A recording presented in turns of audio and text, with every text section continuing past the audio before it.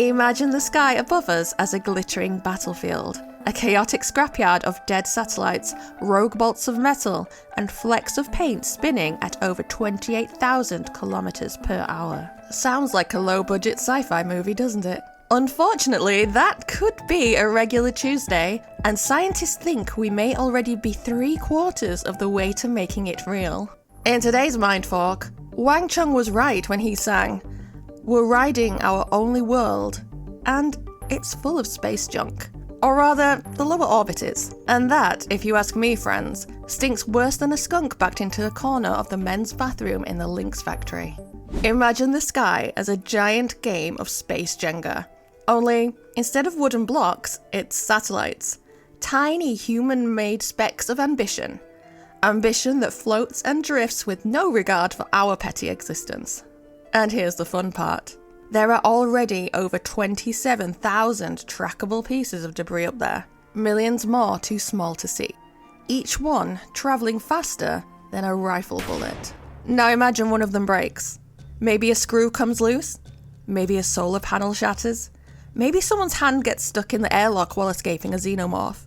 And that little disaster smashes into another, which smashes into another, which smashes into another, until suddenly, the whole damn tower of human ingenuity collapses like cosmic dominoes. This, my friends, is Kessler Syndrome, when our orbiting junk becomes a firing squad of minigun-firing space fiends, or some such metaphor. Yep.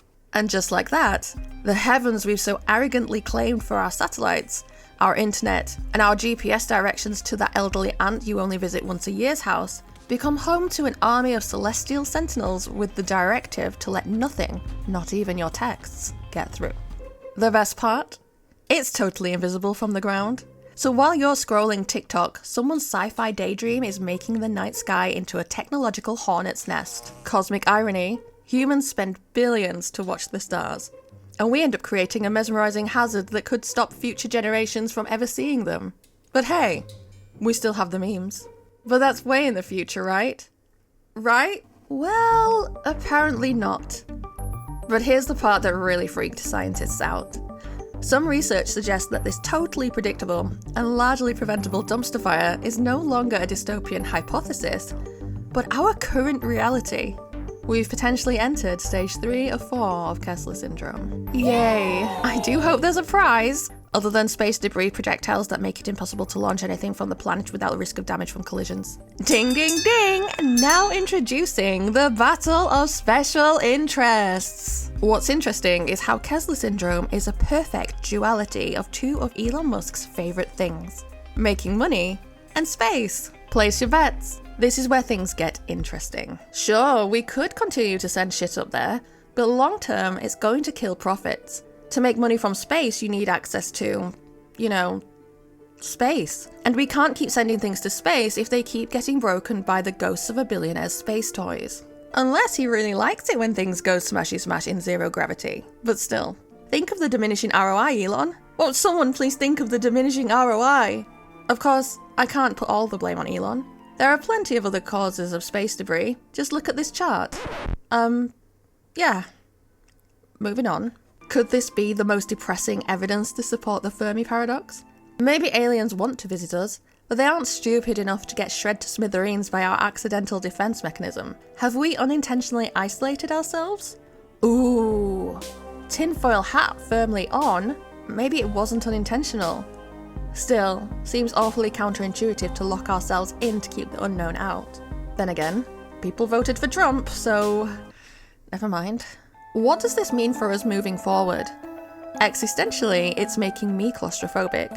While I don't intend to leave the planet, knowing that I can't, it's wreaking havoc on my demand avoidance issues. But as a form of apocalyptic defense against rogue aliens, it's kind of a happy accident, if it was an accident. Seriously though, there are massive consequences to this. Picture this. Above us, where once was empty night sky, now there's a swirling scrapyard of man-made crap. Chunks of dead satellites, discarded rocket parts, flecks of paint, all whizzing around at up to 28,000 kilometers per hour. Even a piece of debris smaller than your fingernail can punch through hardware like a bullet. And we already have over 27,000 trackable objects up there, with millions of smaller fragments we can't even follow. Right now, satellites are dodging disasters tens of thousands of times a year. For example, Starlink alone performed over 144,000 avoidance maneuvers in 6 months. But if we hit that critical tipping point of debris, this cosmic ballet could turn into chaos where no one can dodge anything anymore. Human spaceflight doesn't escape this either. Astronauts on the ISS already duck into safe zones during debris alerts. If debris density spikes into full-blown Kessler territory, space could become too dangerous to reach at all. You've seen the film Gravity, no? Poor Sandra Bullock was stalked by space shit harder than mindless fans sniffing out Harry Styles at his $500 concerts. At this point, that film may as well be a documentary. I joke, of course, but resupply missions might become impossible. Future lunar or Martian ambitions could stall for decades, and space tourism, that once bright symbol of progress, could become an impossible dream. Not that it matters. I hear there's no atmosphere up there anyway. I'll see myself out. And here's the irony. The very thing we built to connect us to the stars could be the one thing to block us from the sky altogether. As if we pissed in our own fridge and then wonder why the bread is soggy. Is that a shooting star? No, it's a billionaire's ballsack burning up in the atmosphere. Humanity might be stuck under a dome of its own shit, trapped by its own technological overreach, unable to launch anything without traversing through orbital no man's land. Great. But hey, at least our Insta stories will still be bright. Until the internet dies. But wait, before we all panic and start building underground bunkers, we have to ask, are these worries being blown out of proportion? Should we actually be concerned? Some photos of the Earth from the Artemis 2 mission have been used to squash all Kessler fears. But babe, those satellites are tiny. Serious questions. Could you see the salmonella on that dodgy chicken breast? No? But you still got sick, right? Okay, well, can you see the herpes in the manosphere? No, but you know it's there. Point is, there's millions of bacteria going about its merry way all around you all of the time, and you can't see it. In that photo from the Artemis 2 mission, the satellites are the Earth's bacteria. Okay, so orbit looks like a glittering battlefield of dead satellites and rogue bolts of metal, right? A scrap heap spinning faster than your morning caffeine jitters. Kessler Syndrome makes it sound like we're one tiny sneeze away from Armageddon in space. But here's the twist. It's not guaranteed doom. Not yet, anyway. First, not every collision is a chain reaction. Sure, satellites smash, shards scatter, but the cosmos isn't quite that dramatic.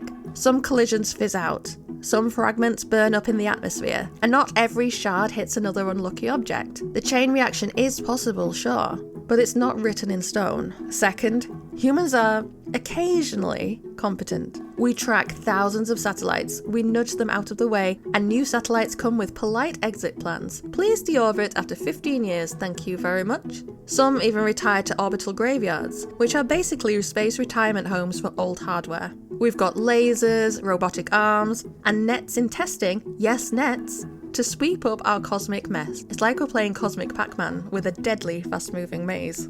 Third, the danger isn't uniform. Low Earth orbit is crowded like Times Square on New Year's Eve, but higher orbits are wide open. Not all satellites are in the danger zone, which means humanity isn't completely cut off from space yet. And policy and cooperation are slowly catching up. If every country agrees to tidy up their orbital mess and follow rules for deorbiting, the apocalypse can be delayed, or maybe even avoided. It's not perfect, but it's better than pretending the sky is eternally safe. So yeah, orbit is a metallic minefield and chaos is only a sneeze away. But there's a buffer, a fragile, slightly wonky buffer.